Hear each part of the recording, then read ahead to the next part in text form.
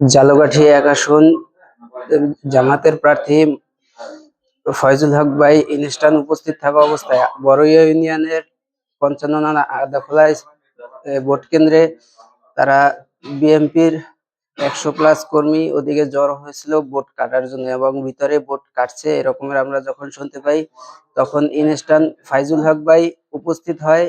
ফাইজুল হক ভাইকে সাথে নিয়েই আমরা তাদের সামনে যাই, তাদের সাথে কথা বলার চেষ্টা করে ফাইজুল হক ভাই।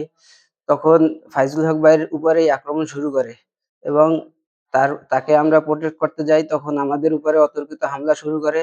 আমরা ছিলাম ৫-৭ জন আর ওরা ছিল ১০০+।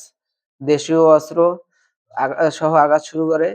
তখন আমার মাথায় মোটা লাঠি দিয়ে আঘাত করে, আমার মাথা ফেটে যায়। ৪টা সেলাই লাগছে আমার। আমার মাথায় লাঠি দিয়ে আঘাত করে। দাও দিয়ে করার চেষ্টা করলে ফাইজুল হক ভাই নিজেই ওই দাও নিয়ে প্রশাসনের হাতে হস্তক্ষেপ করে। আহত হয়েছে ওখানে ৪ জন। ফয়জুল হক ভাইয়ের সাথে যে ছিল তার অ্যাসিস্ট্যান্ট, সেও গুরুতর আহত এবং আমরা জামাতের কর্মীরাও আহত। সব মিলিয়ে না, আমরা তো সংখ্যায় অনেক কম ছিলাম। তারা ১০০+ ছিল, আমরা ছিলাম সর্বোচ্চ ১০ জন হইব। আমরা আহত হয়েছে ৫ থেকে ৫-৬ জন হবে।